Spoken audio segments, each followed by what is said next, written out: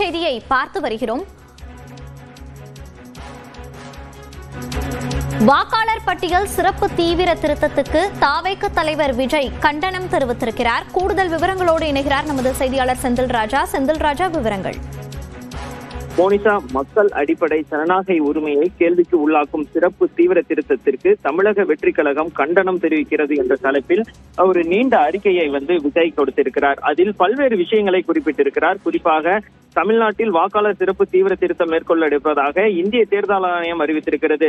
ஏற்கனவே பீகார் மாநிலத்தில் வாக்காளர் சிறப்பு தீவிர திருத்தம் குறித்த அறிவிப்பு வெளியான போதே தமிழக வெற்றி கழகம் அதை கடுமையாக எதிர்த்தது என்று சுட்டிக்காட்டியிருக்கிறார். அது மட்டும் இல்லாமல் முதல் கட்ட சிறப்பு தீவிர திருத்தம் குறித்து தெளிவான விளக்கம் அளிக்கப்படாத நிலையில் இரண்டாம் கட்ட திருத்தத்தை மேற்கொள்வது எந்த வகையில் சரியான நகர்வாய் இருக்க முடியும் என்றும் அவர் கேள்வி எழுப்பியிருக்கிறார்.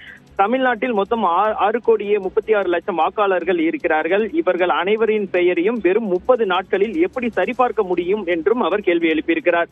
இந்த வாக்காளர் சிறப்பு தீவிர திருத்தத்தின் வாயிலாக பீகாரில் நடைபெற்றதை போல் தமிழ்நாட்டிலும் சிறுபான்மையினர் உள்ளிட்ட சில குறிப்பிட்ட வாக்குகளை குறிவைக்கப்படுகிறது, அதற்கான வாய்ப்பு இருக்கிறது என்று எதிர்க்கட்சிகள் தொடர்ந்து முழக்கமிட்டு வருகின்றனர். அப்படி நடக்காது என்று என்ன உத்தரவாதம் இருக்கிறது என்றும் விஜய் கேள்வி எழுப்பியிருக்கிறார்.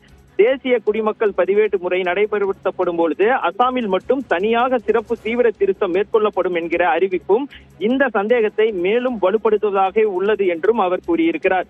ஏற்கனவே சிறப்பு தீவிர திருத்தம் என்கிற குழப்பமான நடைமுறையை விடுத்து ஏற்கனவே இருக்கும் நடைமுறையே தொடர வேண்டும் என்றும் தமிழக வெற்றி கழகம் வலியுறுத்துவதாகவும் விஜய் கூறியிருக்கிறார். அது மட்டுமில்லாமல் சில ஆலோசனைகளையும் முன்வைக்கிறார். வாக்காளர் பட்டியலில் ஏதேனும் தவறு இருப்பின் முறையாக படிவத்தின் பட்டியலில் திருத்த நடைமுறை வாயிலாக அதை சரி செய்து சரியான வாக்காளர் பட்டியலை வெளியிட வேண்டும். இந்த நடைமுறை வாயிலாக புதிய வாக்காளர்களை சேர்க்க வேண்டும். இறந்தவர்களின் பெயர்களை போலியான பெயர்களையும் நிரந்தரமாக நீக்க வேண்டும். புதிய வாக்காளர்களுக்கு அடையாளம் மற்றும் வயது ஆதாரத்துக்கு ஆதார் அட்டையை ஒரு ஆவணமாக ஏற்க வேண்டும் என்று 7 அந்த அறிவுறுத்தல்களை வழங்கி இருக்கிறார். அது மட்டும் இல்லாமல் நம் மண்ணில் மக்களின் உரிமையை காக்க அரசியல் வேற்றுமை புறந்தள்ளி இந்த விவகாரத்தில் அனைத்து எதிர்க்கட்சிகளையும் ஒன்றிணைய வேண்டும் என்ற நிலைப்பாட்டில் தமிழக வெற்றி கழகம் உறுதியாக இருக்கிறது. அதே சமயம் வாக்காளர் சிறப்பு தீவிர திருத்தத்தை வெறும் வாக்கு அரசியல் லாபத்திற்காக பயன்படுத்திக் கொள்ள திமுகவின் சூழ்ச்சியை அறிந்தே இருக்கிறோம் என்றும் அவர் சுட்டிக்காட்டியிருக்கிறார். அண்டை மாநிலமான கேரள அரசு சிறப்பு தீவிர திருத்தத்திற்கு எதிராக சட்டமன்றத்தில் தீர்மானம் இயற்றியுள்ளது.